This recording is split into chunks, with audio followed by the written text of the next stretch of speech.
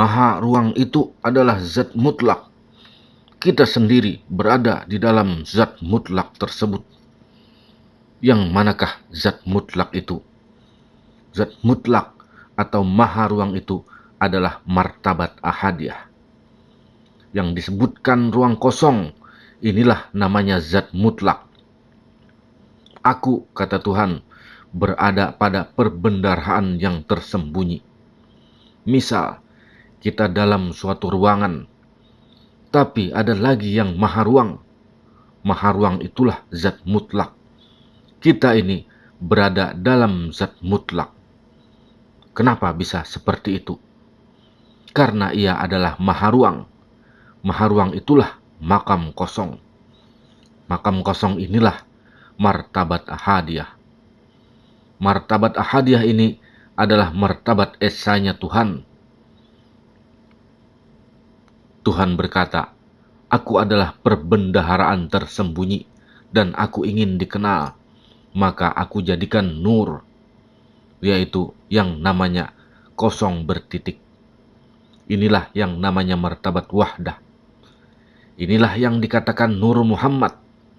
Nah, dari Nur Muhammad inilah nyatanya semesta alam. Kalau maha ruang ini adalah zat mutlak, maka kita ini adalah di dalam maha ruang. Atau juga kita di dalam zat mutlak. Karena kita ini dari nur, dan nur daripada zat mutlak. Sedangkan zat mutlak itu adalah nur Tuhan. Walaupun Tuhan itu bukan nur, tapi nur esa dengan Tuhan. Kalau nur Tuhan itu esa dengan Tuhan, otomatis kita pun juga esa dengan Tuhan. Karena kita terbit dari Nur Muhammad. Dari martabat ahadiyah inilah yang dikatakan inna lillahi wa inna ilaihi raji'un. Kita ini dari kosong kembali kepada kosong. Kita dari zat mutlak kembali kepada zat mutlak. Kita dari nurullah kembali kepada nurullah. Kita dari yang maha suci kembali kepada yang maha suci. Jangan lagi kita ini kotor. Yang dikatakan orang husnul khotimah itu apabila orang tersebut bisa kembali kepada zat mutlak. Martabat ahadiyah, keesaannya Tuhan. Segala sesuatu itu dari Nur Muhammad. Rahasia Nur Muhammad itulah yang sebenar-benarnya diri. Karena segala sesuatunya terbit dari Nur Muhammad. Makanya dalam Al-Quran, wa huwa ma'akum aynama kuntum, dia serta kamu di mana saja kamu berada. Karena yang ada pada dirimu itu adalah nurnya. Tiada berpisah kita dari awal sampai akhir. Diri kita yang zahir berupa jasad merupakan bayang-bayang diri kita yang batin, yang berhuruf dan berkalimah Allah. Jadinya sebenarnya yang ada ini adalah diri yang batin. Karena diri yang zahir ini hanya bayang-bayang saja oleh diri yang batin. Tapi bagaimana bisa jasad kita terbit dari 4 anasar?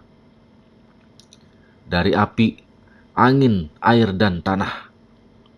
Jadi tanah itu dari air itu dari angin itu dari api, dan api itu dari Nur Muhammad. Jadi tanah, air, angin, api dari Nur Muhammad. Bukan kita dari tanah saja. Apabila kita berkeyakinan dari tanah, maka kita kembali ke tanah dan akan hancur. Api itu menyatakan zat berhuruf alif Allah. Angin menyatakan sifat berhuruf lam alwal Allah. Air menyatakan asma berhuruf lam akhir Allah. Dan tanah menyatakan af'al berhuruf ha Allah. Jadi api, angin, air, dan tanah yang menjadi jasad kita berkalimah Allah.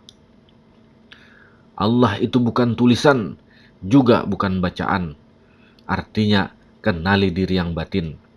Niscaya kenal Tuhan, karena diri yang batin itulah yang kenal akan Tuhannya. Untuk mengenal Tuhan, panakan, lenyapkan diri yang jahir, karamkan diri yang jahir kepada diri yang batin. Berarti kita ini bertubuh yang batin. Maka diri yang batin inilah yang dikatakan sebenar-benarnya diri.